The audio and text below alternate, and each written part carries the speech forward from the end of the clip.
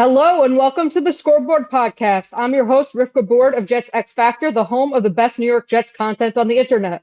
Please remember to like, share, and subscribe. Subscribe to jetsxfactor.com, discount code 80, and subscribe wherever you get your podcasts. Today we're joined by a special guest, Sam Monson of Check the Mic podcast of the 33rd team. Sam, thank you so much for joining. No problem. Thanks for having me.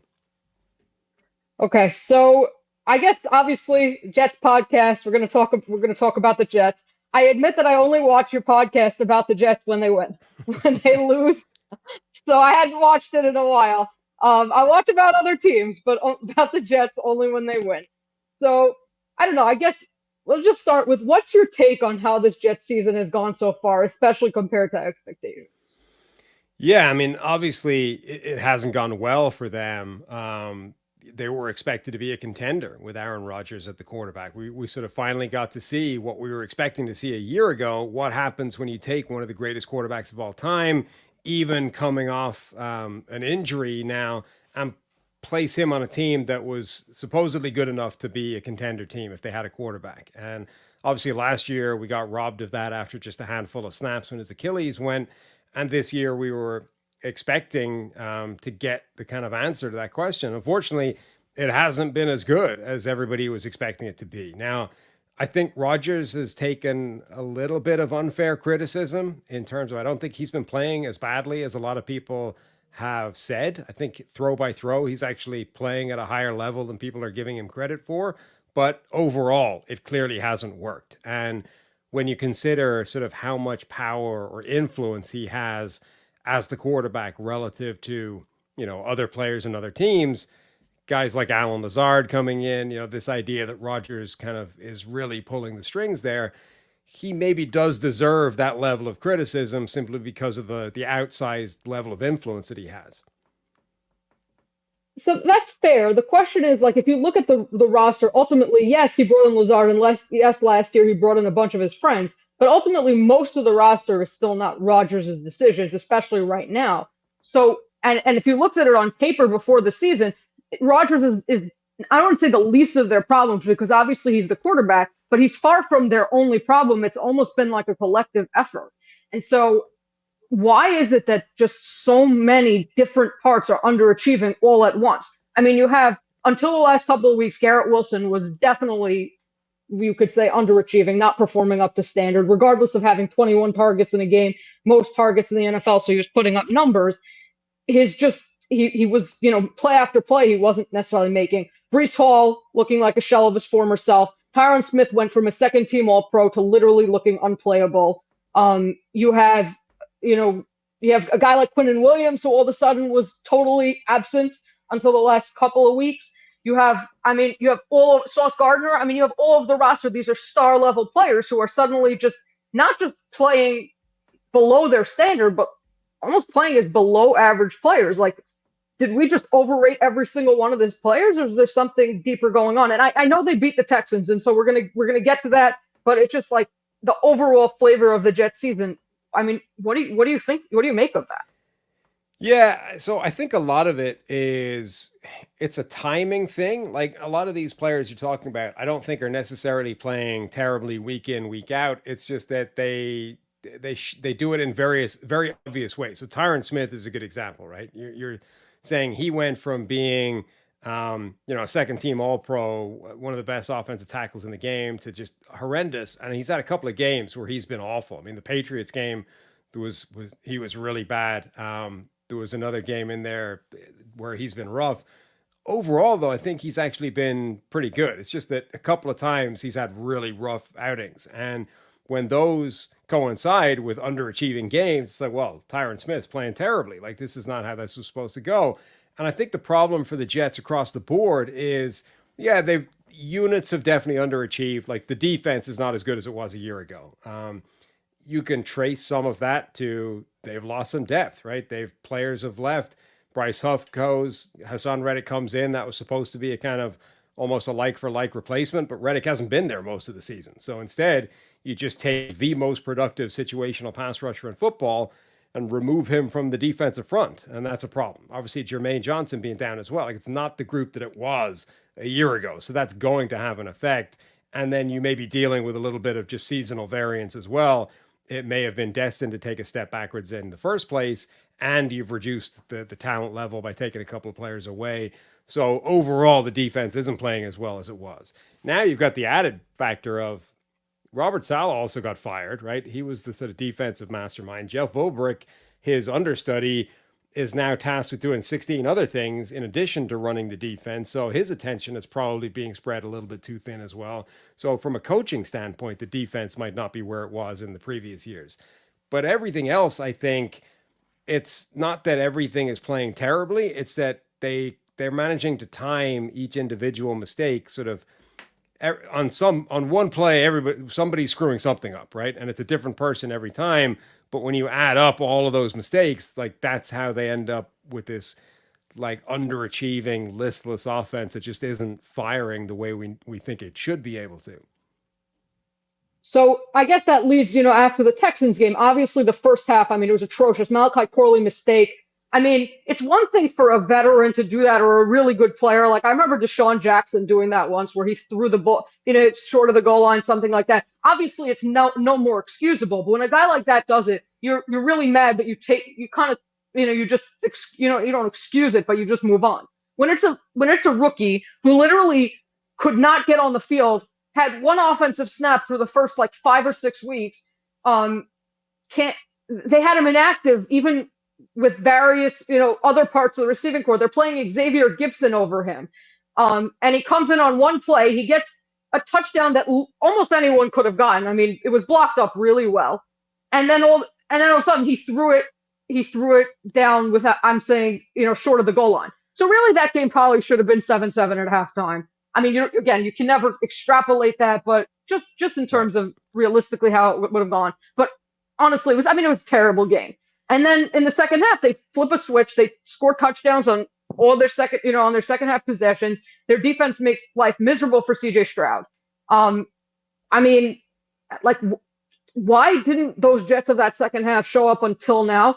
How much of it was just the Texans lacking depth? Because remember, despite them lacking depth, their defense was like ranked second in DVOA coming into this week. So it's for whatever people say about them having one good cornerback, it wasn't just one good cornerback. And so why didn't those Jets show up? Is there anything that you can extrapolate that towards the future? Yeah, so I mean, I think the frustrating thing from a Jets perspective is they have been close. Like, it's not like they've been just terrible, It's that all these mistakes have been the difference between, success and failure and winning and losing. But I feel like they have been pretty close to being able to put it together and having sort of a much better overall game. I mean, think of plays where like Aaron Rodgers hits Garrett Wilson in the chest, the ball bounces off and becomes an interception. Like those types of things, those are massive high leverage mistakes that end up with a game running away from the Jets, and suddenly it's like, oh, this is another mess. But they have been close, I think, to being able to stitch all this together. And if everybody just sort of cuts down a couple of mistakes, suddenly you get a much more coherent football team. The Texans definitely had some areas to exploit that helped them do that. Quinnen Williams looked amazing. It's not a coincidence that came against basically backup caliber guards, right? And he was able to destroy those guys and basically ruin any chance that the Texans had of executing offense in that game. So you definitely credit Quinnen Williams for showing up, but you have to at least acknowledge that the guys that he was doing that against were problem players in and of themselves, and it's not going to be the reality every week. But I think the offense we saw, like the second Devontae Adams arrived, it made an obvious difference to the team. Now, it didn't immediately lead to the wins, but you could see the difference it made to Garrett Wilson, right? He's getting more favorable matchups. He's able to exploit coverage. Even Alan Lazard is suddenly operating against, number 3 corners, safeties, whatever. Like he's not going up against the number 1 guy anymore. So I think this type of performance has been just around the corner. Now, the question is, can they do it? Can they build off that? Can they take that into next week? And can they actually create that as a standard now? Or was that just a 1/2 blip where suddenly they were able to put it all together and they didn't make a ton of mistakes and they actually realized their potential? Yeah, I mean, I see the point of them being close, but that's most of the NFL, right? A lot of football is within, one score games. And the thing is, you refer to mistakes. I mean, the Jets have been one of the most heavily penalized teams in the NFL. I mean, they've had now, roughing the kicker, roughing the punter, roughing. They had the guy who hit the center last week, and and that kind of penalty. I mean, they've done it in pretty much every way imaginable in terms of those kinds of mistakes. And and that, if you're saying that decides games to a large extent, I mean, if there's a lack of discipline, which by the way was a major problem under Saleh too, this was something that the Jets harped on constantly, is that, I mean, the discipline was just deplorable and it never got better. But I mean, if discipline is an issue, how can this team ever become a cohesive unit? No, I mean, it's a perfectly legitimate point. You're right. Like these are the margins in the NFL. If you're going to make those types of mistakes on a serious, continual basis, you're not going to win these games. You're going to find out that that's the difference between winning and losing.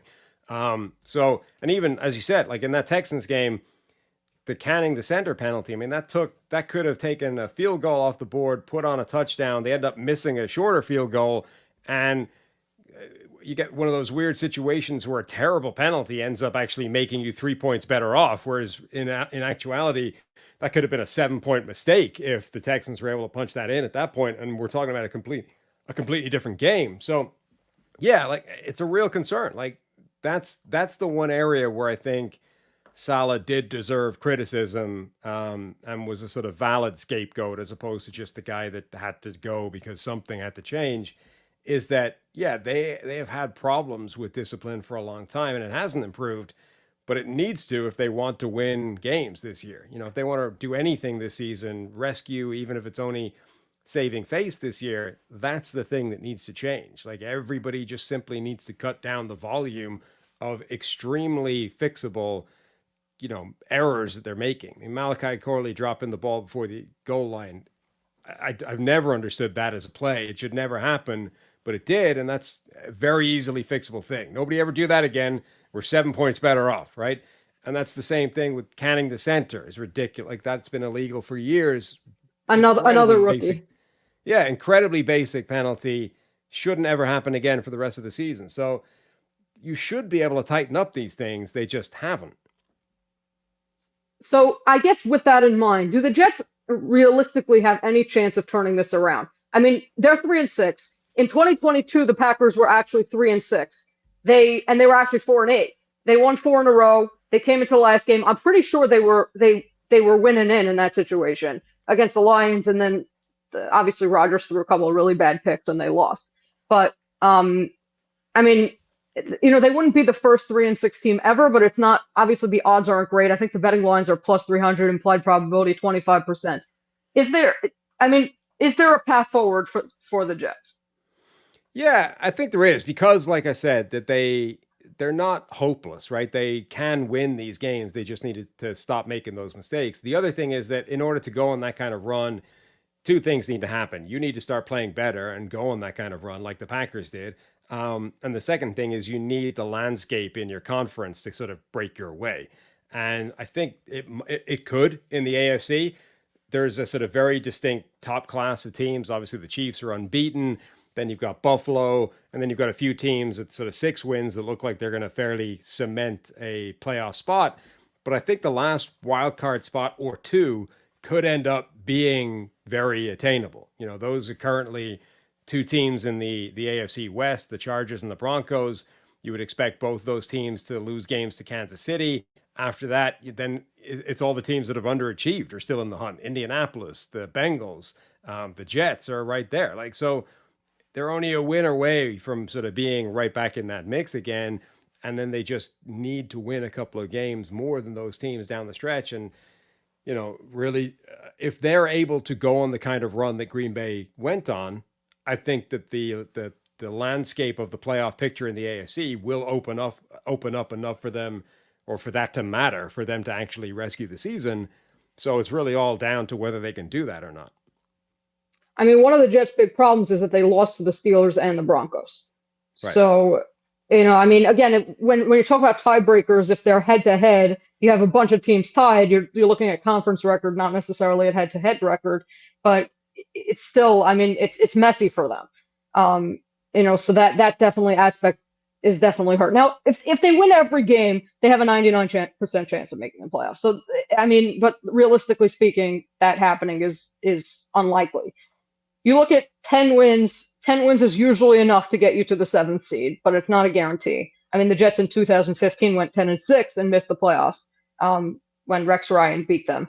And so I mean, just the likelihood of this happening doesn't seem high. And just 1 week ago, we were literally talking about, I mean, I think there was, what was the podcast, Fix Your Franchise on this NFL Stock Exchange podcast where they were doing a Fix Your Franchise for the Jets. And so how much closer are they to really just tearing it all down than they are to a playoff run? And kind of like, does it even make sense to, you know, there's one hand, there's the hope of continuing. On the other hand, there's like, okay, realistically for our future, if we don't run the table, then we're left back in purgatory. Then what do we do? Yeah, I mean, I think the difference between the Jets and other teams that are in this world of like, what is this season right now, right? Can we actually get back into this, or are we going to tear it down and start looking to the future?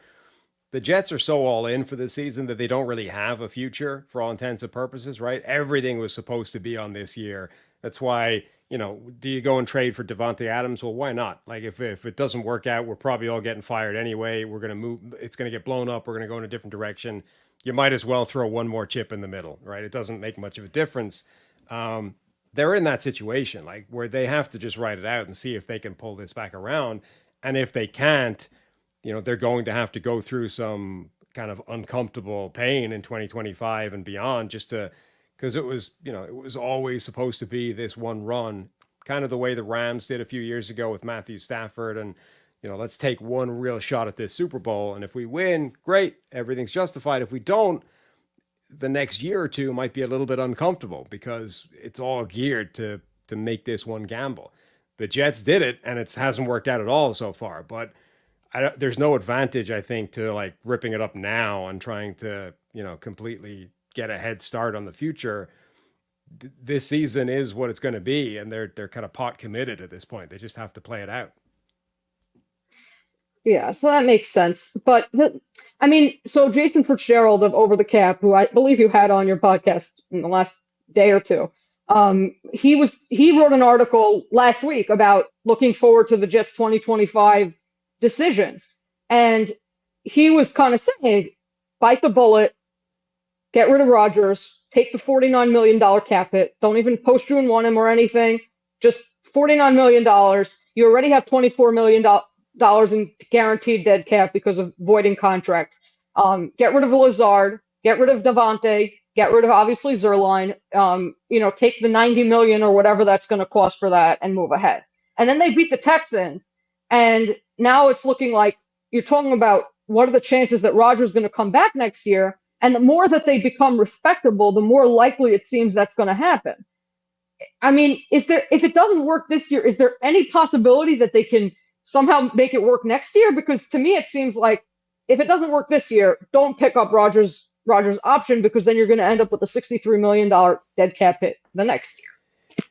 Yeah, I mean, a lot of that depends on how they finish this year. I think if they do go on the kind of run where at the end of the season they look like a fantastic football team, even if they come up short and they've left themselves too much to do, like let's say they lose in the next couple of weeks, they lose a game either against, Arizona, the Seahawks, whatever, they drop another game. And then even if they go on a run and rattle off 5 or 6 wins at the end of the season, beat a team like Buffalo on the road, and they look great, but they just lost one too many, right? And they're behind the game. They can't get into the wild card. But you end the season thinking, man, if the Jets had just been in the postseason now, they could beat anybody. They look like one of the best teams in the NFL. Then I think everybody involved can easily talk themselves into, okay, the first half of the year was a mess. This took a while to work, but now we're cooking. Like we're a really good team next year if we just run it back. I think they can definitely talk themselves into that way of thinking if the season ends that way. But if they just sort of win a few games down the stretch, they end up in and around 500, but ultimately they don't look amazing at any point, then I agree. I think you just get away from it and say, look, we took a gamble, we missed. Now it's time to go in a different direction. And so the question is, like, let's say for Jets fans, obviously, okay, you're a fan of your team, you want to root for your team, but you also want to be realistic about their future. And so the question is, let's say, I said before the Texans game that it would probably be better for the Jets to just lose that game because the chances of going on a run versus completely, if they had lost that game, there's a chance DJ Reed is no longer on this team. There's even a chance that Devontae Adams is no longer on this team. Very small. Honestly, I mean, with Rodgers there, it was very unlikely. But I mean, teams were inquiring about it. So, I mean, just looking forward to the long-term future, like the chances that they're going to go on a run versus the realistic probability that they're going to end up just in this no man's land. I mean, as a fan, do you prefer to see your team win games that may hurt their long-term future? I mean, it's kind of like the question of tanking. I know tanking isn't a thing in the NFL because players are not going to tank, coaches are not going to tank. But then you have like what's best for the future. I mean, I'll just give you an example. I covered the Giants last year. I wrote an article when they were, I think, I remember 2-6, 2-7, something like that. I wrote an article about how it would be beneficial for them to lose out and so they could get their quarterback. Look at what happened to them now. I mean, Yeah, so what's best for this franchise? I think the problem is that the two things that are best for them are like sort of hierarchically are at polar opposite ends of the spectrum, right? So the best thing that could happen to them is they win out, they go into the playoffs looking like the best team in the NFL, and they actually still go on a run. And pie in the sky, best thing, they actually end up winning a Super Bowl at the end of this, and everything made sense. It all worked out in the end, right? The second best thing that can happen to them is they lose every single game from here on out. They have the highest draft pick possible. They know they're blowing it up. It's not, it didn't work, and we get to actually get a head start on fixing it and going forward in a different direction. The worst thing that can happen is anything between those two extremes, right? Where they win a couple games, they lose a couple games, they're 500, the draft position isn't great, and we're kind of maybe on the fence about whether or not this could work going forward. And we don't even know if it's worth running it back or if we have to blow it all up. Like, that's the difficult spot from a kind of Jets perspective is like if what you obviously want is for everything to go your way and you to win the games, make the playoffs, go on a run and justify everything that's happened. But if that doesn't happen, then the best thing for you is the exact opposite. It's to lose every single game and, and have a head start in the future. So I think ultimately you just have to, until it's mathematically dead, like I said, all the chips are in the middle of the table. As long as there's a mathematical chance that your card comes up, keep hope alive. Okay. Now let's pivot to the move the Jets made yesterday. They traded Mike Williams. Now it's this writing seemed to be on the wall after the Buffalo game. Rodgers throws an interception, calls Williams out in the media. And when you're in Rodgers' doghouse, I mean, at least with the Jets, you're gone. And so the thing is that they then put Alan Lazard on IR. And so they basically got rid of their number 3 receiver. And right now, Xavier Gipson is their starting receiver in 11 personnel. I mean, just why do you think that they made that move? Did it make sense to make that move? And how much will it affect the Jets offense with Garrett Wilson and Devontae Adams hogging most of the targets? Yeah, so the second part I think is important because the third receiver in this offense is probably less important than the third receiver in a lot of other offenses, right? You can absolutely funnel the lion's share of the targets through those two guys, and the third guy is just taking up space and taking advantage of really favorable matchups. So from that perspective, I don't think it's a huge deal. I suspect a big part of it was Mike Williams motivated. I agree. I think the second Rodgers was like, that's a Mike Williams mistake in public. And they trade for Devontae Adams and he comes in. Like at that point, Mike Williams has never seen the ball again. Now, he got another target or two after that.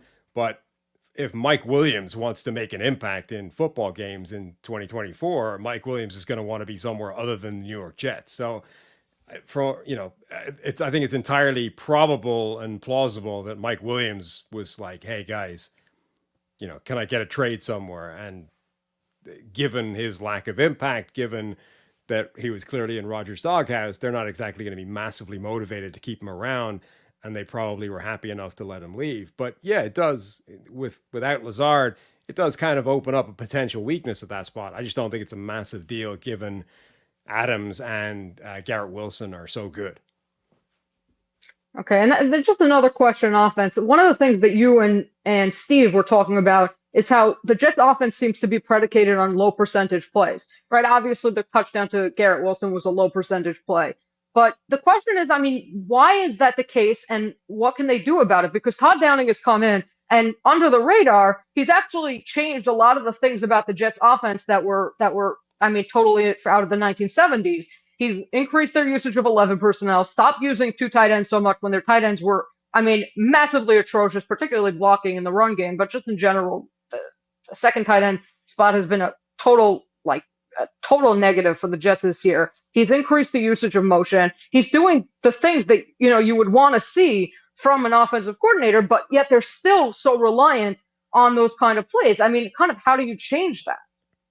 I think a lot of it is probably Aaron Rodgers related. I mean, Rodgers' kind of special trait has been this ability to find these favorable, not even favorable, find these one-on-one matchups where he's able to win with ball location, with back shoulder throws. And it's difficult because it requires receivers being on the same page. And you need a Devontae Adams. You need a guy that knows when and where Rodgers wants to throw that pass, because if he doesn't make the same adjustment, the play's never going to work.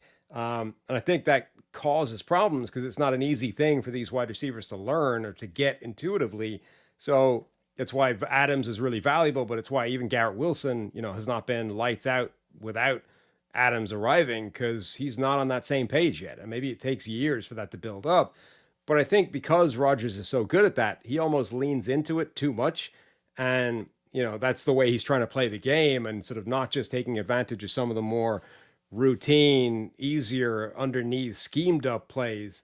And he's almost trying to identify like when can I get Adams one on one and win with sort of precision rather than okay, but what if we don't look at Devontae Adams on this play and we just run a simple concept over here and throw the ball to the open guy? I think part of it is Rodgers is almost kind of just not got into a kind of lent into not bad habits, but like lent into one specific way and mode of playing that twist the entire offense towards that. It's interesting you mentioned the back shoulder throws because now that I think about it, he's thrown much fewer of those in the last few weeks. He stopped. There haven't been nearly as many of. I wonder if that's a Downing related thing. They've also started running Garrett Wilson on crossing routes, which incidentally is his favorite route since he's come into the NFL. And Rodgers was literally before Downing took over. Rodgers was targeting crossing routes at the lowest rate in the NFL, and it wasn't close.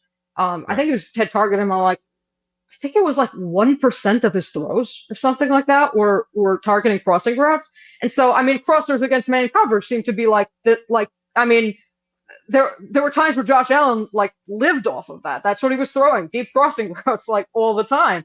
And so it's just a question of how much can you influence Rodgers to just take the gimmies when they're there. Yeah, and generally, I think like Mike McCarthy, Matt LaFleur, like I think this is a part of Aaron Rodgers. Is it's a difficult thing to kind of to coach him in simple terms, but to like figure out where your offense is going to meet his and how you get the best out of that. I mean, for years, Mike McCarthy was struggling making it work when they were kind of butting heads. Matt LaFleur, the first year he arrived there, it was a struggle, and then he really's got a handle on how to make the most of Aaron Rodgers. So I think every time you get a guy comes in with his offense, with his coaching scheme, it's a challenge to figure out how do I make that mesh with what Rodgers wants to do, with what he's comfortable doing, and kind of make the most out of what we can be. But also, how do we say, not just let Rodgers run what he wants to run? Because whatever, like, if Rodgers had total and complete autonomy, that's probably not the maximum of what Rodgers can achieve. He actually is at his best when you have a Matt LaFleur who's willing to say, okay, I know all you want to do is this. I'm going to need you to do these other things because that makes it better, right? And actually win Mm-hmm. that argument. And I don't know if that's, I don't know if that happened before under Nathaniel Hackett. I don't know if it's going to happen as much as it needs to under Downing. Makes sense. Now, just on the Jets' offense, one of the reasons that their offense has been so disappointing is because their run game has just not been what people expected it to be. I mean, Breece Hall in the first 2 years of his career obviously hurt him. He got hurt in the seventh game in his rookie season, but he's dealt with some of the worst run blocking in the NFL. I mean, if you look, every metric shows basically they were a bottom three run blocking team at best. And so you kind of looked at it and you said they brought in all these pieces. They have an interior line who are all very strong run blockers. I mean, really, at minimum, four of their five offensive linemen had reputations as plus run blockers. And so you kind of thought you put Breece Hall, I mean, who put up, I mean, if you look at his numbers last year, he had 4.5 yards per attempt with the worst run blocking in the NFL. He had 0.7 rush yards over expected, fifth in the league. I'm saying he was really putting up solid numbers with terrible run blocking. You think you give him good run blocking and he's going to explode. Now, the run blocking has not been good. It's been better the last couple of weeks, but it really was terrible. A lot of it seemed to be communication related rather than individual players blowing up, except for their second tight ends. And yet, then you have Breece Hall himself, who hasn't looked like himself. And even as the numbers start rising over the last few weeks because of better run blocking, he still does not look like himself in a couple of ways. First of all, he's not making people miss. He's really not making people miss. Even the last few weeks, he's taking what's schemed up for him, but not more. In the pass game, a little bit more. He's breaking through some arm tackles and things like that. But in the run game, it's just whatever is schemed up for him. And the other thing is his speed is just not there. I mean, let me just read to you. This is from NFL Next Gen Stats, his max speed numbers, right? So max speed, usually you hit your max speed on a breakaway run. He hasn't had that many of them this year, but he had that 42-yard run against the Steelers where he was tackled at the 2-yard line, right? I think, no, it was the Bills. Taylor Rapp tackled him, and then the Jets couldn't punch it in. It was ultimately the difference in the game. On that run, Hall ran 20.27 miles per hour. That's his max speed of the season. Last year, in week one, he's 11 months removed from an ACL tear. He had an 83-yard run, and he ran 20.54 miles per hour.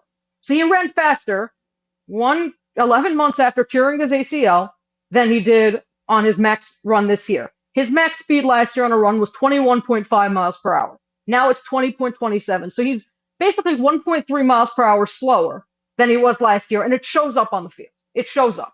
You can definitely see he does not look as fast. This is a guy who used to he would run in almost without even trying. He would run past guys. We have film of, there was a touchdown against Washington last year where he literally he takes the handoff. There's a guy who has an angle on him. He just runs right by him for a touchdown. I mean, it seems to me that the only rational explanation for that is an injury, but we haven't even seen him on the injury report. What else would make such a fast guy suddenly be slower than he was in his year after his ACL tear? Yeah, it's tough to identify. I mean, as you said, the run blocking hasn't been atrocious. It's not been good, but he's dealt with that before, and he just doesn't look as dynamic and as explosive. His PFF grades are worse than they've been by a long way this year than in previous seasons. He just doesn't look like the same guy. And right now, he is being outperformed by Braylon Allen. And the only reason that hasn't sort of flipped in terms of workload is because we know Breece Hall is a really, really good player based off his previous career. So you're right. Like the only obvious explanation is there's an injury that is not being reported. Maybe it's not severe enough to actually put him on the injury report, but it's something that's just nagging him and he's dealing with kind of throughout the season. Beyond that, it's hard to find an explanation. I mean, he's not out of shape. It's not like we're looking at somebody who's just evidently, it's not late career Eddie Lacy, right, where he's visibly gotten out of peak condition. So it's tough to figure out a reason why he doesn't look like the same player. Yeah, I mean, I would say, as let's say from our side, from Jets X Factor, that is the single most disappointing thing about the Jets season, because I mean, we really expected him to be not just the best player on the Jets, but potentially the offensive player of the year in the NFL. Just considering the environment. Yeah, and then he hasn't player. Yeah, he's the one player where, I think actually he is underperforming as much as the kind of narrative, right? Where a lot of these other guys, I think they're not playing as badly as it looks. It's just that everybody's mistakes are being magnified and timed up for terrible spots. And the overall totality is not that bad. Breece Hall's the one guy where it is as bad as it looks. Like he is just not playing well, and the production matches that. Yeah. Now turning over again to the Jets defense. So the Jets run defense has been atrocious this year. The thing is that this is not the first time the Jets run defense has been bad. People forget it because their DVOA and their final stats the last couple of years have not been so bad. But a lot of that was because they played a lot of garbage time. And so, or they played, these games where offenses were just grinded out because they weren't at all afraid of the Jets offense. I mean, early in the last season, in the first, and particularly in the first half of games, they would give up big play after big play after big play in the run game. Again, it just got lost in the narrative of the Jets season, but it's obviously been worse this year. The 27th in run defense DVOA. Or sorry, they're in the 20s somewhere. But the thing is, Kansas City's defense last year, right? Consider a really good defense. They finished 27th in run defense DVOA last year, and yet they finished 7th in overall DVOA. So the question is, let's say the Jets' run defense continues to be terrible. They decimated their run defense this offseason, most notably, which is something the national media hasn't talked about at all, by trading John Franklin Myers for nothing. JFM, regardless of what his PFF run defense grade said, he used to clog up he just muddied the reads, especially on outside zone plays, which are killing the Jets now. I mean, he would muddy it, he would force cutbacks, he would do all sorts of stuff that just made it impossible for people to succeed on those runs. And losing him was a major blow to their run defense. But the question is, if their pass defense plays up to par, if their pass rush can play like it did against the Texans, if their coverage can hold up, can their defense still play to the level, or not maybe to the level, but close to the level that it played in previous years, even if their run defense is really bad? Yeah, I mean, I think the run defense would matter a lot less if the other parts were playing up to that level. Like I think that's the bottom line is it's never been a defense that's really been built to dominate against the run. It's always been geared more towards the pass than the run. And when that defensive front is absolutely terrorizing people with pressure coming from everywhere, and when the back end is playing, incredibly well and locking down receivers, um, it doesn't really matter that they're giving up a little bit in the run game relative to some other defenses because the pass game is the really important part. This season, the run defense is worse than it's been before, but so is the pass defense. And I think that's having a much bigger impact. And it's just that it makes the run defense so obvious because now they're in these situations where teams are trying to run out the clock on them, and they can because they can't stop it. But if the pass rush was a dominant force and it was shutting down teams early in games, I think we would focus on the run defense overall a lot less. Now, one of the big issues the Jets have had in recent weeks is not just running backs running, but quarterbacks running. I mean, we're talking about obviously Drake May has shown that he can run against other teams too, but he had I think 17-yard touchdown against the Jets before he had a concussion. You had you had Jacoby Brissett breaking the pocket on them a bunch of times, and then now you had C.J. Stroud, the guy who doesn't run really. He put up 60 rushing yards against them, and breaking the pocket constantly. And so the question is, if they are going to be so pass rush dominant, they're playing Kyler Murray this week. How do they balance trying to rush the passer with keeping their lane integrity and just not allowing the quarterback to leave the pocket?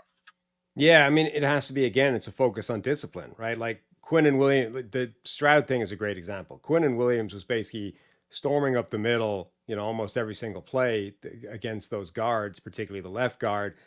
And so that is going to force Stroud out of the pocket and try and escape and make plays. So the edge rushers have to be aware that that's going to happen, right? Williams is winning every rep up the middle. Stroud is about to try and escape the pocket around the edge. Let's adjust our rush a little bit and just be there and stop him. Like you watch, Dante Fowler back in the day had a ton of sacks playing next to Aaron Donald, basically just by doing that, being the guy that was ready to tackle the quarterback once Aaron Donald flushed him out of the middle of the pocket. So the Jets simply need to be aware, okay, we're playing these guys, we're giving up these plays. It's a discipline thing. Just be a little bit more careful with your pass rush and not overcommit inside, blow a lane completely, let them run out and scramble. Because right now we're getting killed by it, and it's not a benefit, right? It's not a net win to get a little bit more pressure, but at the expense of letting the quarterback scramble and make a huge play. And that's interesting because Belichick pulled Hassan Reddick out for that after last week's game, and Reddick responded with something vulgar. And but I mean, Belichick wasn't wrong at all. Reddick, and the thing is, Reddick and Will McDonald have a lot of similarities. Both. I mean, McDonald is taller and lankier, but they're both smaller, quicker edge rushers who focus more on the speed rush than a bull rush. And the thing is, both of them very often get caught running up the arc. And so again, if you're a speed rusher, the question is like, how do you if you're trying to bend the edge, like, how do you balance that? Because ultimately you do need to get pressure on the quarterback. Yeah, and for a guy like McDonald as well, like one of his best assets is that inside spin move that he's got as well. It's really good. You don't want to say you can never do that, but there's got to be communication. The defensive line has to work in tandem as a unit. And if McDonald is saying, "Okay, I want to go inside on this play," there's got to be something ready to go and cover the outside. You can't just spin inside, and if you don't get there, then the quarterback now has an entire half of the field to run into unchallenged. That's a problem. So the Jets just need it's again it's a discipline thing, it's a communication thing. You know, you do have to get after the quarterback, but you need to be aware of when he can escape and get around you completely and not let that happen. Yeah. Now moving just on the Jets defense. So then you have Sauce Gardner, right? Sauce first team All Pro in his first 2 seasons. I mean, it's not he's objectively speaking, he is playing poorly in many aspects of his game. He has like a 22% missed tackle rate. His I think his run defense grade, if I'm not mistaken, is really terrible. He looks like he's completely unwilling to tackle. Like he's not even trying a lot of the times. And then in coverage, he's just been exploited. I mean, he's been exploited a few times for big plays, and teams over the last few games have started going after him deep because they know that he's either been beaten or he's been called for a lot of holding pass interference. I mean, is this looks like beyond just a natural regression to the mean that often happens to cornerbacks. I mean, Pat Surtain didn't have a great year last year, but it's still like what do you make of it? There's a couple of things. I think DJ Reed is playing out of his mind, so I think you're going to get some targets that would have gone to him previously are now going to Sauce just because DJ Reed has become the guy that you don't want to challenge on form. The other thing is, I think Sauce Gardner's got a little bit of a target on his back now in officiating terms, right? When you get that label of, oh, he's holding every play, it's all pass interference, there's too much contact, like people throw that around all the time, and most of the time it's not really true. But if the officials start to believe it and start to look for it, now either you're going to get flagged, constantly, or you have to change the way you play a little bit. And I think Sauce is now trapped in this world of not quite knowing what he has to do in any given week. He doesn't know if he can go out there and play the way he did last year, or if that's going to lead to 3 or 4 pass interference or holding penalties in a game.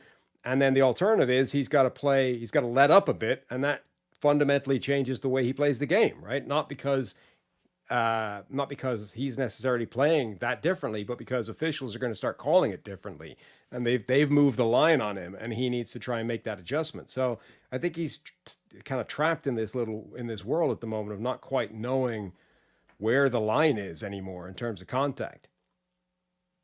Now, I mean, the question is why that didn't happen last year because he was already getting that reputation as a rookie. I mean, he came into the league with that reputation. Honestly, our draft guys, when they watched his film, the biggest knock that they had on him is that he's handsy and he's going to be called for a bunch of penalties in the NFL. And it didn't really happen consistently until this season. So why did that target just go? Is it because of the ESPN report that came out saying that officials around the league were saying that he's the most overrated player in the NFL? I mean, what changed?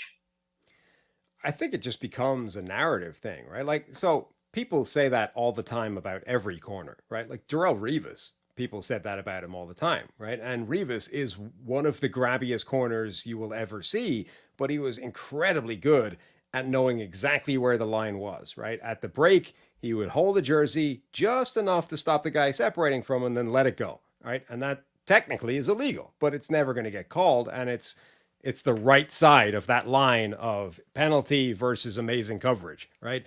And Revis is one of the best ever at understanding where the line was, almost always being on the right side of it, and that's how he never allowed separation anywhere. So it's a very fuzzy line and a spectrum, a very fine line between amazing coverage and like prohibitively grabby to the point where you can't function in coverage because every time you're doing anything, it's a penalty. So I think generally it's a thing that gets thrown around and just labeled at corners, and particularly opposing fan bases are always going to be like, oh, all that guy does is hold. Most of the time, that's just known as good coverage. But the second an official starts to believe it, and a crew or more than one crew, the second it starts to become a narrative in those circles, then you've got problems because now they're looking at everything you do in a different light. And every one of those slight grabs at the break that Rivas did every play, that's now a penalty. Because, oh, look, I saw the jersey come away. That's grab, that's holding. So I think that's the problem, is that somewhere along the line, it just became a thing in the officials' minds, and now they're looking for that. It progressed, or it jumped from being just a public narrative and a fan base narrative to now that's actually a thing officials think, and that's where the trouble starts. I mean, because if you just the most obvious example of this was the Minnesota game where Justin Jefferson, I think, drew 5 or 6 defensive, holding or pass interference calls, and almost all of them were bogus. Right. You watch them, and they were, most of them were extremely soft.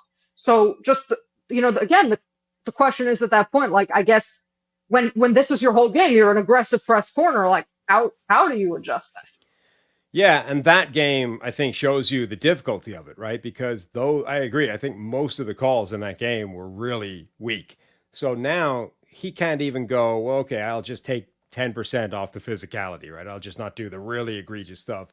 Because you would have thought most of those plays were fine, and those are the ones that got flagged. So now, off the back of a game like that, he has no idea what he's able to get away with anymore, because flags are coming out for stuff that looks completely benign and for any normal corner would be nothing. So that's the problem with when that sort of narrative becomes an official reality, is you are in a really tough spot as a corner because you need to make contact on those plays. Like, that is part of playing coverage. Go look at any corner in the NFL. Nobody is doing this with no contact. Nobody is doing this without touching the receiver. Like, that's part of the game. So he's now in this world where he doesn't know where the line is. And I think that's a very difficult thing to do. And it probably explains a lot of the bad coverage. I mean, he also does seem like he's injured. I mean, he's gotten up gimpy in like half the Right. games this year. And so that may also contribute in that he might be a step slower than he was previously. And so because he would be on the receiver's hip, like it was impossible to get any separation from him. He feels more of a need to grab because guys are getting ahead of him. Yeah, I mean, I think he's obviously definitely dealing with injuries as well, which, as you said, certainly contributes to it. Now, I guess one underrated part of the Jets defense that hasn't been talked about is all the injuries on their defense besides Sauce.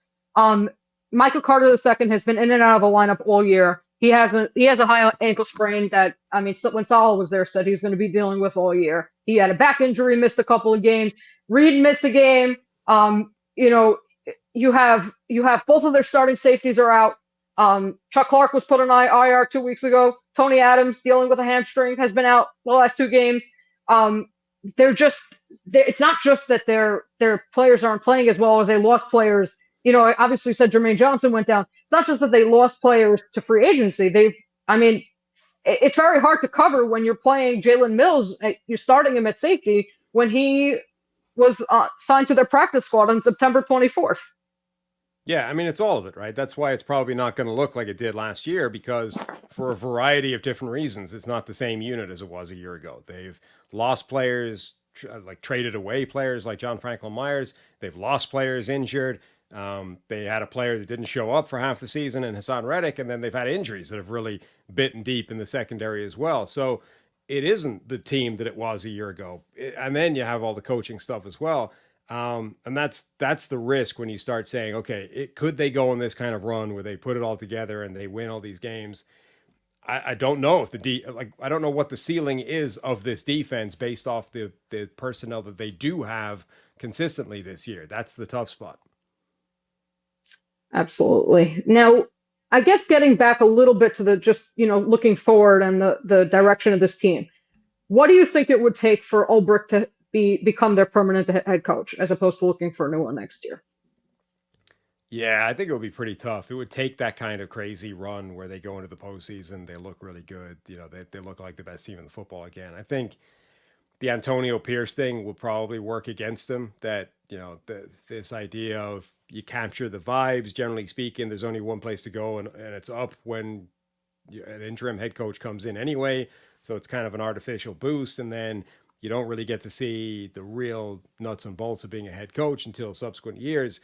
I think the Raiders were in a tough spot. I think they kind of had to hire Pierce based off the fact they didn't do it the last time when Rich Bisaccia was the interim head coach, where everyone loved him, and then the big swing for McDaniel didn't work.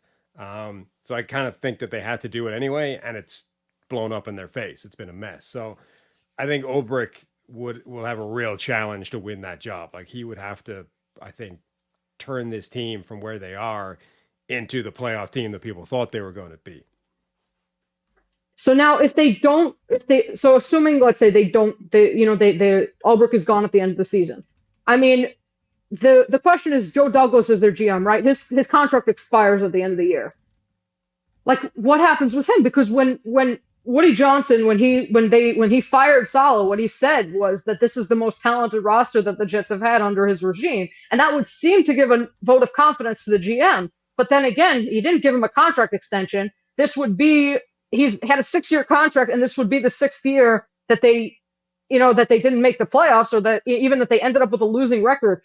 I mean, no matter how much Woody Johnson would compliment Douglas, there's no way he's back if Ulbrich isn't back, is there?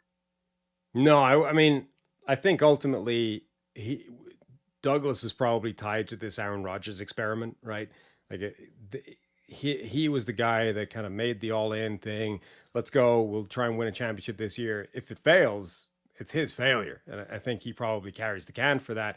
But I think I don't think that's necessarily inconsistent. I think it is fair to say this was kind of the best roster, or one of the better rosters in the NFL, and one of the best roster that he's had to work with, whilst also say, but if this doesn't work out, it's on you. I mean, this is your responsibility. So yeah, I would expect if somehow they pull this out of the fire and everything ends up good by the end of the season, Douglas could be retained. But if it fails and the Rodgers experiment ends up producing nothing, he's going to carry the can for that.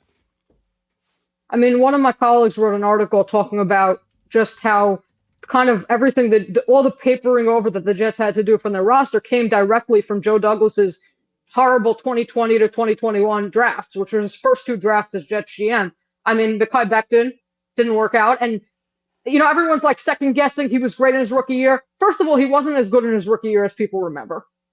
He had showed, plenty of issues that did persist, but also could have persisted. But second of all, Tristan Wirfs was the much safer floor guy.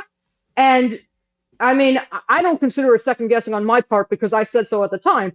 I prefer Tristan Wirfs to Mekhi Becton for precisely that reason. I thought Becton was a swing for the fences kind of guy, and I figured that a franchise that was in such disarray needed a guy with a safe floor, and that's been the case. I mean, Wirfs turned out to have the safer floor and the higher ceiling. Then you have the Zach Wilson pick. You can't blame Douglas for it because 23 GMs who Seth Walder interviewed, every single one of them said they would have taken Zach Wilson, but ultimately it failed. And then his receiver picks, Denzel Mims and Elijah Moore, back-to-back years, and both of them didn't work out. So you have your starting quarterback, your starting left tackle, and 2 starting receivers, all of which that didn't work out in the same 2 drafts. And so even if you're saying, the pieces didn't work out, ultimately the Jets were in the situation of having to get a Rodgers, having to get a Tyron Smith, having to get a Mike Williams because of Douglas's failures. Yeah, and to an extent, that's just variance in the draft, right? You're going to have these bad years, you're going to have good years, but you had a hole to dig out of. I think they did dig out of the hole pretty well, but then ultimately they had this good roster with a failure at quarterback, and the answer to that was swing for the fences with Aaron Rodgers. That's the gamble. Like they went all in with this move, and either you win the pot or you end up with nothing. Now, I mean, Joe Douglas is a bit of a hot button topic for me because a lot of Jets fans excuse everything that went wrong for him and still laud him as this great GM. And to me, I thought he should have been fired 2 years ago. So, or at least after last year. So there's kind of like this dichotomy here. Let me just read you the names of some of the draft picks Douglas has made. This is more just me on my soapbox as opposed to anything concrete. But in the third round of the draft, Joe Douglas has drafted Ashton Davis, Jabari Zuniga, Jeremy Ruckert, and Malachi Corley. Those have been his third round picks. In the fourth round, LaMichael Pirine, James Morgan, who never played a snap in the NFL, Cameron Clark, Michael Carter were the running back, Max Mitchell, Michael Clemens, Carter Warren, Braylon Allen. The only quality picks Joe Douglas has made in his tenure past the second round are basically Michael Carter II and Jamien Sherwood. Sherwood looks like a quality starting linebacker from when he's played this year. I mean, how do you justify giving a guy like that another year, even if they do make a run? He's had 6 seasons, really 5 seasons, because his first year he was hired after the draft and free agency, so it was different. But he's had 5 years as the Jets GM, and I mean, most of his moves have just ended in disaster. Yeah, I mean, but to an extent, the higher up moves are the ones that matter, right? It's great to find players lower down the draft, and those are hugely valuable when you do. But ultimately, it's more important that Sauce Gardner was the right guy. So that's. I mean, he's living off 4 draft picks in 2022, basically. Yeah, but that's been enough to determine the direction of franchises in the past. I mean, if you nail a draft or if you nail a couple of drafts, that will change everything about your roster and give you a serious amount of leeway to do other things. There's also, the veteran moves that they've made, which are an important part of roster construction. Like, the bottom line is, the drafting hasn't been great, but it is fair to say this, at least when people are healthy, is one of the better rosters in the NFL. His job ultimately is creating one of the best rosters, not necessarily doing it through the draft. And I think it's definitely fair to say, okay, this drafting as a totality has not been good enough, and maybe we want to find a way of, we need another voice in here as well, right? Let's figure out how else we move the needle there. But Joe Douglas's responsibility is to put together the best team, not the best draft. Now the question is, though, how many GMs would even get 5 years to build such a roster if they never had a winning record? Because that's the argument always. Look at this great roster. I mean, most other GMs would have been fired before they had a chance to build this great roster. So the question is, if you get any given GM 5 years to work with a roster and the kind of high draft picks that Joe Douglas had, would they not have assembled the same roster, particularly since before this year and even this year, but I would say even most of Joe Douglas's free agent moves have not worked out, DJ Reed being basically the only exception.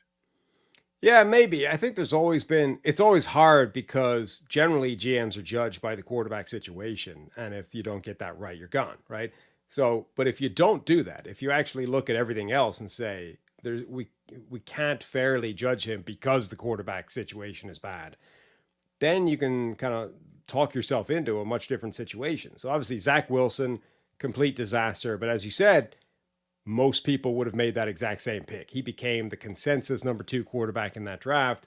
And it's far from one guy making that decision, and getting it wrong. So, okay, let's give him a pass for the Zach Wilson thing. Well, then they go in a completely different direction. They bring in a Hall of Famer, Aaron Rodgers, and 4 snaps in, his Achilles goes pop. And it's like, well, that season's blown up. Like, that's it. When you're quarterback, when you put all the eggs in this Hall of Famer's basket and that collapses after 4 snaps, the rest of the season's kind of irrelevant. It's not you can't judge him based off that. He was supposed to have a Hall of Famer at quarterback, and he had Zach Wilson again, who we already determined wasn't good enough for this to work and to fairly judge him. So I think you can understand why he's still in the job, but that's also why it comes down to this year, this Aaron Rodgers experiment. If it works out, I think you can talk yourself into everything he did worked, right? It might, there's a lot of losses along the way. There's a lot of mistakes, but ultimately he made the call to go get Aaron Rodgers. They got Aaron Rodgers and it all worked out well. If it doesn't work though, that's why you fire him. Like, he didn't make it work with a rookie. He tried to make it work with a veteran. It didn't work there either. So there's nothing left. I mean, then there's the aspect, though, of whether there was tons of debate at the time whether bringing in Rodgers was the right move. I mean, it seems to me to have been a Woody Johnson-driven decision rather than Douglas. But I mean, Rodgers didn't have a great 2022 season already, right? He looked like he had lost something. The Jets bring him in. The Jets may have been the only team interested in bringing him in, which means who knows what would have happened to him if the Jets didn't trade for him. The question was, even if that ultimately made sense for the direction of the franchise, and if this doesn't work out, how much blame you could place. I mean, ultimately, if it was Woody Johnson's decision, it's not Joe Douglas's, but ultimately it still, from the outside at least, falls on him.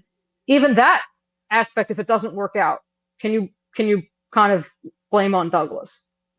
Well, that's certainly, I mean, if that's the reality that this was a Woody Johnson decision and not a Joe Douglas decision, that's what Joe Douglas will be telling everybody in the interviews that he subsequently takes for the next GM job, right? Like, this wasn't my call. I wanted something different, right? I was just I was just doing what I was told, and this was the thing.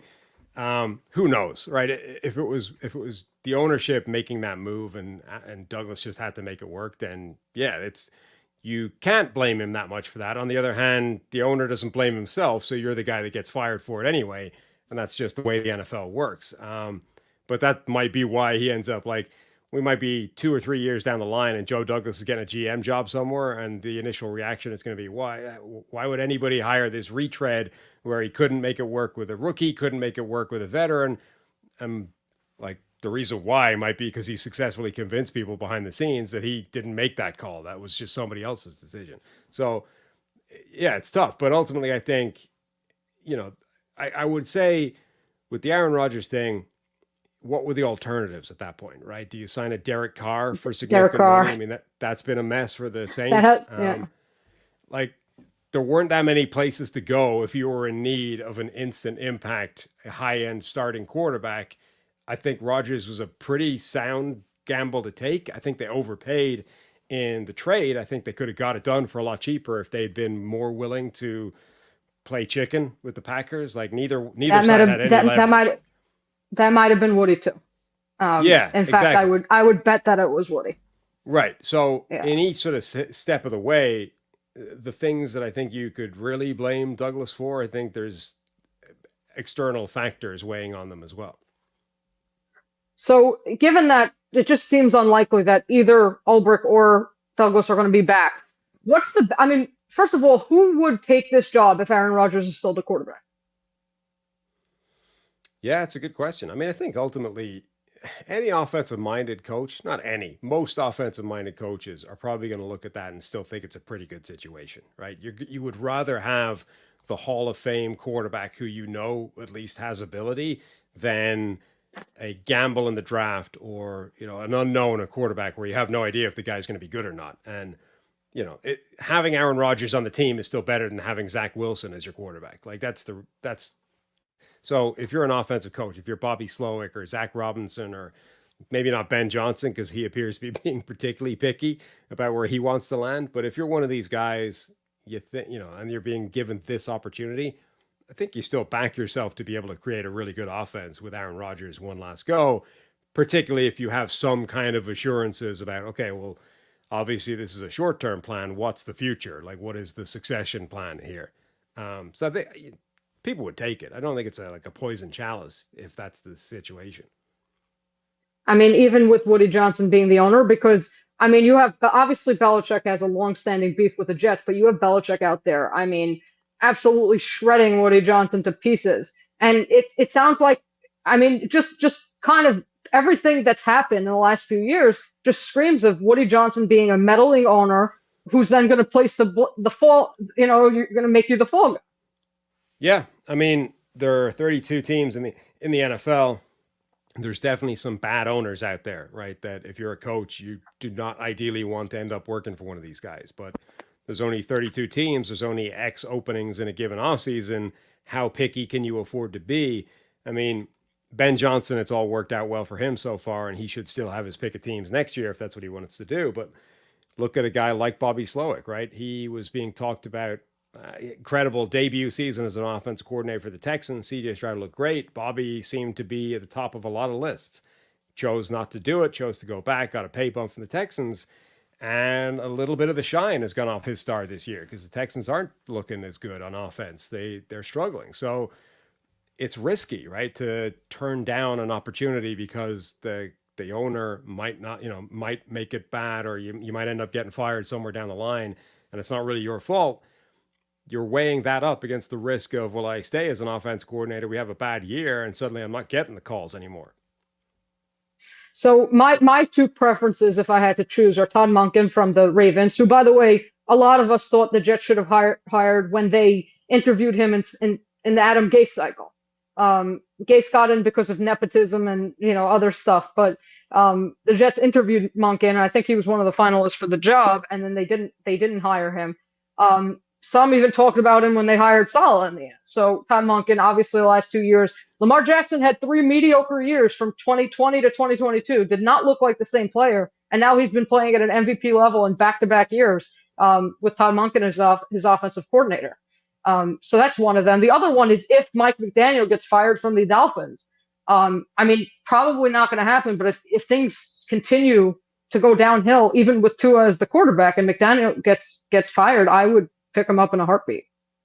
Yeah, I mean, I think both those would be good choices. The Mike McDaniel thing is interesting because I don't think that the time without Tua at quarterback has reflected particularly well on him. Obviously, when you have Tua in that lineup, it looks great. They have one of the most dynamic offenses in the NFL. Everything's good. But he wasn't able to get anything working without Tua, with a variety of different quarterbacks. Meanwhile, a guy like Matt LaFleur is winning games, looking efficient with Malik Willis, who wasn't a viable quarterback in a different town. So I don't think that reflected well on Mike McDaniel. And if you have a situation where you're not sure what your quarterback situation is, that would be a little bit of a risk. I mean, it is worth noting, though, that Miami's offensive line may have just reached the point of no return, meaning their offensive line was not good the last 2 years. It was hidden by the fact that Tua gets rid of the ball faster than any other quarterback in the NFL. But at some point, again, there's only so long you can start Liam Eichenberg and expect your offensive line and expect your team to hold up. And so that's kind of been one of my takes on that situation, is that McDaniel just couldn't make it work with. I mean, ultimately, the backups that he was using, I understand that LaFleur has made it work with Malik Willis, but still, I mean, the situation was horrible. I guess, to me, I still think McDaniel is enough of an offensive mind that I would be willing to hire him, but I definitely do hear that concern. Yeah, I mean, you're right. The offensive line isn't good. I don't think it's been particularly bad this year, though. And again, it's more, the first time Tyler Huntley played, it was off a short week.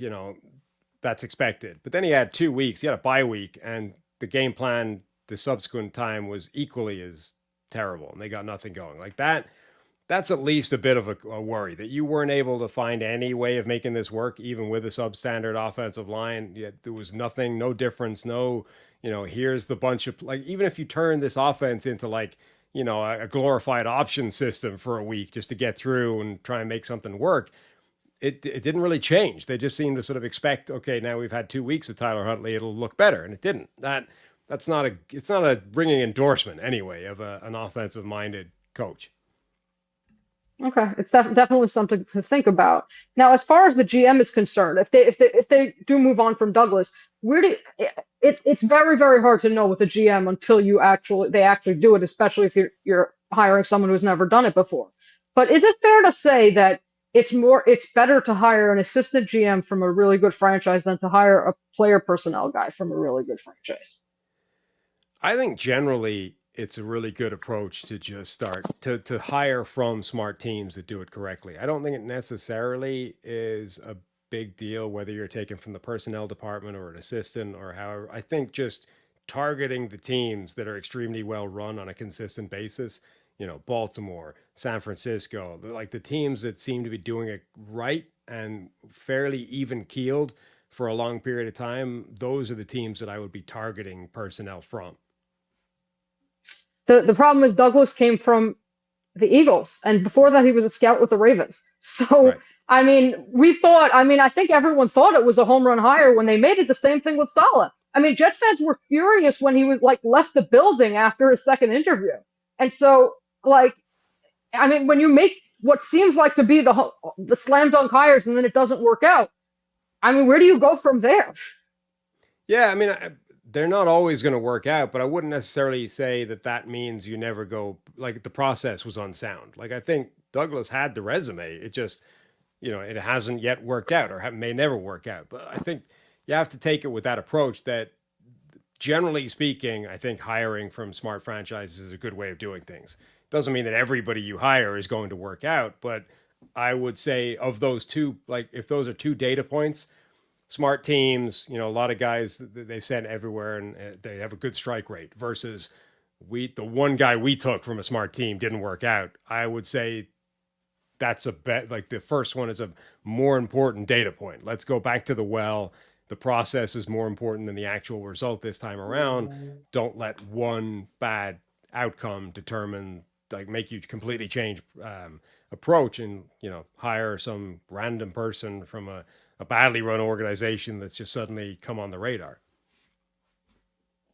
Okay, that definitely makes sense. Now, I know I've taken a much more negative tone than I think Jets fans would like me to, considering that they just had a big win over Houston.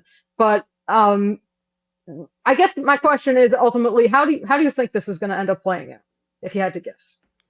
This year and then better next year.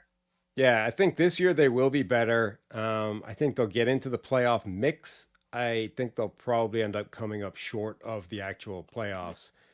And then I think that probably blows it up. A lot of it will depend on how much power Aaron Rodgers actually does have within that building, which is always an unknown, thing and a sort of subject to speculation. Like if Rodgers says in the offseason after an 8-win season, I want to come back next year, what happens, right? Do they want him back? They have a mutual option for next year. There's a mutual option. If the Jets pick up the option, he will have, I think, a $23 million cap hit next year. But then the following year, there's a $63 million dead cap hit. And I'm not sure if they can even do anything about it. Perhaps they can.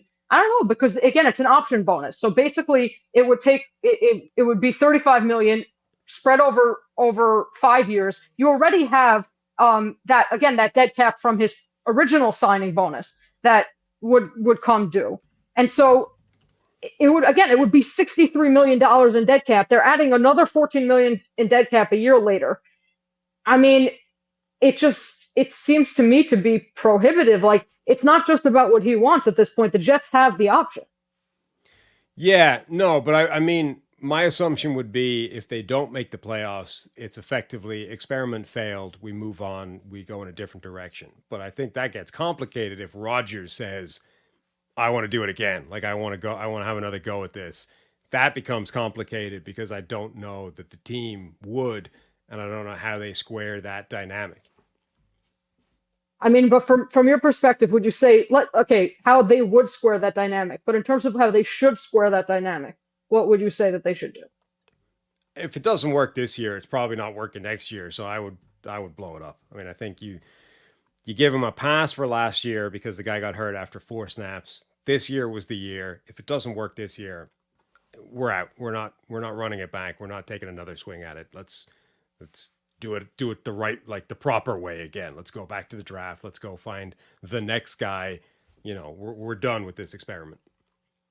The question is, though, if you win 8 games, how do you end up with the next guy? This quarterback class is already considered weak, right? I think was it Rick Spielman you had on your show and you were talking about it, and he said he's very concerned about the draft class, the quarterback class, and every week he keeps changing his mind about who the quarterbacks are. So, yep. We've seen in recent years, right? The 2022 draft class or 23, the Kenny Pickett year. That's been a bad class. But then again, you have the 2021 year, which was supposed to be a great class, and even Trevor Lawrence doesn't look like the guy now. So, the question is, like, do you take that shot? How can you take that shot if you're getting like the 16th pick in the draft? And like, just what do you do going forward, because they need the quarterback? Yeah, but the 16th pick in the draft this year could end up being like QB2, right? So you take the best quarterback available. If he's terrible, you're going to be awful the subsequent year. You're going to be in the top 5 for a better draft class, and you get there eventually, right? Like, it might not be smooth, but the alternative is you have another year of Aaron Rodgers. That doesn't do you any better, and then you're picking number 16 in the better draft class. So it's not easy to find a quarterback if you don't have a top 5 draft pick. And even then, it's not easy. But ultimately, you just got to take the guy available until you get somebody. I mean, look what happened to the Raiders this year, though, right? They were left holding the bag when a bunch of these guys who were projected as second rounders or late first round picks suddenly are going, top 10 to 12. Yeah. So, and we could see that happen again easily. Right. But what was their alternative? Like, keep going with Derek Carr? I mean, moving on was the correct decision. They just haven't managed to find a quarterback yet. I mean, but that's kind of where the Jets seem to be heading at this point, which has been the story of most of the years of their franchise. Either they have a young quarterback that they fail or fails them, in Mark Sanchez's case, or you have you just have this bridge to nowhere. Yeah, I mean it's difficult to find quarterback play in today's NFL. I mean, I guess the question I would have also is what turns things around for the Jets? Because, I mean, again, the last 13 years have been, miserable. I started out as a Jets fan in 2004 as a full-time fan, and the Jets made the playoffs 4 out of my first 7 years as a Jets fan. And since then, they haven't made the playoffs again. So how do you just turn that around from, again, there's just some franchises that just seem mired in this, and it's impossible to turn it around. Jets fans were chanting in the first half of the last game, sell the team. Is it just that? I mean, ownership is obviously a really big part of this. Like, this is clearly not a particularly well-run franchise in terms of, Woody Johnson gave that quote the other week, right? That thinking is overrated. And I know it was a glib comment. There was more to it than that. But that kind of fundamentally is explaining how he does these things, right? He doesn't think it through. He doesn't plan out, strategize. He just goes, this isn't working, fire the guy and move on, right? And that's not the way well-run franchises work. Well-run franchises have a plan, a strategy, and they stick to it, and they don't get knocked off by, one thing that doesn't go their way. So he's a huge part of the problem, but also it is hard to find high-end quarterbacks, and they've never been more important, right? If you stumble into Patrick Mahomes, the next 15 years of your franchise are great. If you miss and you get a guy that isn't, if you get Mitchell Trubisky, you're back in quarterback purgatory, and then you take a swing on Justin Fields and that doesn't work. And now you're back to Caleb Williams and they hope that works, but it's hard. Yeah. Obviously since Namath, the Jets have been looking for their quarterback and it just never happened. Now, just as far as this coming week, do you think the Jets will beat the Cardinals? Cardinals, I think, are the hardest team in the NFL to peg right now. They can be good or bad in a given week, and there doesn't appear to be much rhyme or reason, which is going to come. They've now had 3 consecutive strong games. I thought last week was the week they were going to fall apart because they had 2 consecutive already. So I guess for consistency's sake, I will expect this week to be the week that they fall apart. I mean, the one thing is it's not a great matchup for the Jets because James Conner is the best running back in the NFL at running between the tackles, and the Jets are one of the worst defenses in the NFL at defending between the tackles. And so that running matchup is not, plus Kyler Murray getting out of the pocket, just not a very good matchup for the Jets from that perspective. And so, the thing about Jets fans is you look at the rest of their schedule, and on paper it looks pretty soft because I think they have their strength of schedule remaining as one of the 5 easiest in the NFL. But ultimately, the Jets are 3-6, and so other teams are looking at them as that easy team on the schedule to beat. Yeah, I mean, the reason most of these teams with 2 wins or 3 wins or whatever after a given period don't make the playoffs is because most of those teams are bad, and that's most bad teams do not turn it around later in the year. Yeah, I would agree. I think that they'll win some more games. They'll end up short. Maybe they'll get into playoff contention, maybe not. I think a lot of that depends on whether they win this week. Because if they do win 4-6, you can start seeing a path to maybe, okay, if we claw through 1 or 2. Whereas if you're 3-7, you're basically toast. Yeah. Okay. Well, thank you very much for joining. I really appreciate it. I'll continue to enjoy your podcast if you want to just tell everyone where we can find you. Yeah, check the Mike podcasts either on YouTube or wherever you get your podcasts. Okay. Well, thank you, and take care. Have a great day. No problem. Thanks for having me. Okay. Yeah. Okay. Thanks. Take care.